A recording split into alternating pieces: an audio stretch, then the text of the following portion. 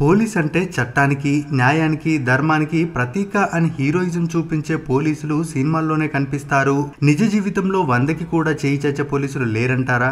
బండి పేపర్లో అన్ని ఉన్నా సరే నమస్తే ఎందుకు పెట్టలేదని 100-200 బాధే పోలీసులు ఇంకా మన కళ్ళ ముందే ఉన్నారు. మరికొందరు రూట్ సపరేటు. వాళ్ళు హోటల్ కి వెళ్ళినా, కూరగాయల షాపుకు వెళ్ళినా అన్ని ఫ్రీగానే ఇవ్వాలి, లేదంటే ఫుడ్ బాగోలేదు, కూరగాయలు పుచ్చిపోయాయని పుచ్చిపోయిన మాటలు చెప్పి భయపెడుతుంటారు. ఇక ఈ రోజుల్లో చిన్న చితక పోలీసే కోట్లకు కోట్లు కూడబెడుతున్నాడు. కానీ మనకి ఇప్పటి వరకు తెలిసిన పోలీసులు వేరు. ఇప్పుడు మనం చెప్పుకోబోయే వ్యక్తి లాంటి పోలీసు 100కో కోటికో ఒక్కడే ఉంటాడు. ఇవన్నీ చూసే వరకు నిజంగా పోలీస్ డిపార్ట్మెంట్ లో ఇలాంటి వాళ్ళు కూడా ఉంటారా అంటే నమ్మబుద్ధి కాదు. కానీ నిలువెత్తు నిజాయితీ మన కళ్ళెదురుగా కనిపిస్తుంటే నమ్మక తప్పదు. ఆయనెవరో తెలుసుకునే ముందు మీకో సంఘటన చెప్తాను. అర్ధరాత్రి ఓ కూలీ సైకిల్ తొక్కుకుంటూ పెట్రోలింగ్ చేస్తున్న పోలీసుల దగ్గరికి వచ్చాడు. సార్, నాది మధ్యప్రదేశ్. నేనిక్కడ పాట్నాలో కూలి పని చేయడానికి వచ్చాను. కొందరు దొంగలు నా పర్స్ ఎత్తుకెళ్లారు సార్, మీరే ఎలాగైనా వెతికి పెట్టండి అన్నాడు. పోలీస్ ఇన్స్పెక్టర్, కానిస్టేబుల్స్ వచ్చిన కూలీని కింద నుంచి పైకి చూశారు. చలి ఎక్కువగా ఉండడంతో ఆ కూలీ మొహానికి ఓ బట్ట చుట్టుకున్నాడు. సర్లే చూస్తాం, నువ్వు వెళ్ళు అన్నారు ఏం పట్టనట్టుగా. సార్, అందులో చాలా డబ్బులున్నాయి, అప్పు కడదామని దాచుకున్నాను సార్ అంటూ ప్రాధేయపడ్డాడు ఆ కూలీ. ఇక ఇన్స్పెక్టర్ కి కోపం వచ్చి లాఠీ తీసుకుని వెళ్ళగొట్టే ప్రయత్నం చేశాడు. దాంతో వచ్చిన కూలీ మొహానికి చుట్టుకున్న బట్టను తీసేశాడు. అంతే, కొట్టడానికి లాఠీ ఎత్తిన చేతులే సెల్యూట్ కొట్టాయి.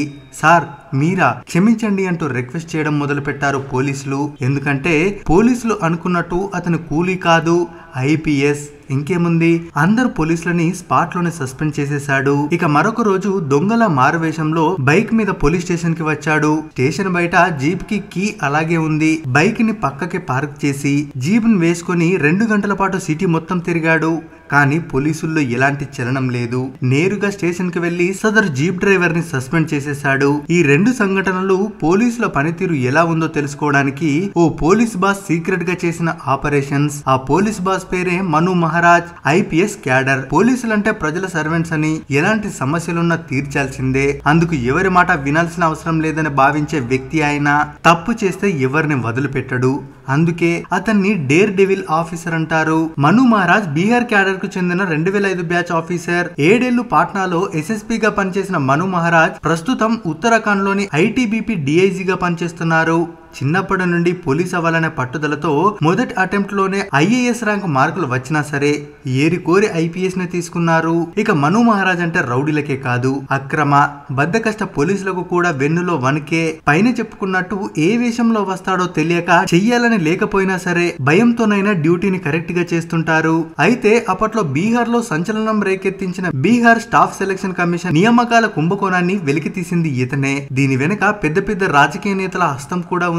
సైలెంట్ గా ఉండమని, ఏం కావాలో కోరుకోమని ఆఫర్లతో పాటు బెదిరింపులు కూడా వచ్చాయి. కానీ వాటేటికి లొంగకుండా ఈ కుంభకోణంలో ప్రధాన సూత్రుడైన మాజీ ఐఏఎస్ ఆఫీసర్ సుధీర్ కుమార్ ని అరెస్ట్ చేసి సంచలనాన్ని సృష్టించారు. ఇక మను డేరింగ్ చూసి ఫిదా అయిపోయిన సీఎం నితీష్ కుమార్ పిలిచి తన దగ్గరనే పెట్టుకున్నాడు. రాష్ట్రంలో ఎక్కడ శాంతి భద్రతలు గాడి తప్పినా మనునే వెళ్ళమంటారంటే అర్థం చేసుకోవచ్చు ఆయనకి డ్యూటీ పట్ల నిబద్ధత ఎలా ఉంటుందో. ఇక రౌడీ మూకలకు మను పేరు వింటేనే హడల్. గుట్టు చప్పుడు కాకుండా సాగుతున్న మారణాయుధాలు సప్లై చేసే వాళ్ళని అరెస్ట్ చేసి తాట తీసేశాడు. నక్సలైట్ ప్రాంతాల్లోనూ డ్యూటీ చేస్తున్న సమయంలో ఎన్కౌంటర్ స్పెషలిస్ట్ గా చుక్కలు చూపించాడు. ఆ దెబ్బతో నక్సల్స్ నేరుగా లొంగిపోయేవారు. ఇక ఇదే టైంలో ఆయనకున్న క్రేజ్ ను వాడుకొని ఓ పోకిరి మను మహారాజ్ పేరుతో మోసాలకు తెరలేపాడు. అమ్మాయిలను లొంగ తీసుకుంటూ డబ్బులు గుంజేవాడు. ఆ పోకిరికి తానే ఓ అమ్మాయిలా చాట్ చేసి అరెస్ట్ చేసి పట్టుకున్నాడు మను మహారాజ్. ఇలా ఓ పోలీస్ గా ఆయన కర్తవ్యాన్ని 100% నెరవేర్చారు. ఓ పక్క శాంతి భద్రతలు చక్కబెడుతూనే మరో పక్క పనిచేయని పోలీసుల భరతం పట్టేవాడు. ఇలాగే అర్ధరాత్రి పాట్నాలో ఓ స్టేషన్ కి వెళ్లాడు. పోలీసులంతా పడుకున్నారు.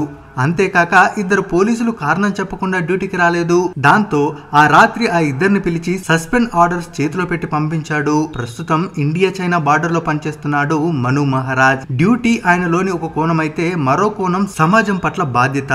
చదువుకునే పిల్లల్లో స్ఫూర్తిని నింపుతూ వాళ్ళని ఉన్నతంగా ఎదగాలని ప్రోత్సహించేవాడు. ఎవరైనా చదువుకోవడానికి డబ్బు సమస్యగా ఉంటే ఆ బాధ్యత మనునే తీసుకునేవాడు. సాయమని వచ్చిన ఎంతో మందికి న్యాయం చేసి సూపర్ కాప్ గా పేరు తెచ్చుకున్నాడు మను మహారాజ్. ఇది ఓ డేరింగ్ డాషింగ్ ఆఫీసర్ మను మహారాజ్ స్టోరీ. మరి ఇలాంటి డేరింగ్ ఆఫీసర్ గురించి మీరేమనుకుంటున్నారో మీ అభిప్రాయాన్ని కామెంట్ రూపంలో తెలియజేయండి. మరిన్ని ఇలాంటి మంచి మంచి వీడియోస్ కోసం మన ఛానల్ ని తప్పక సబ్స్క్రైబ్ చేసుకోండి.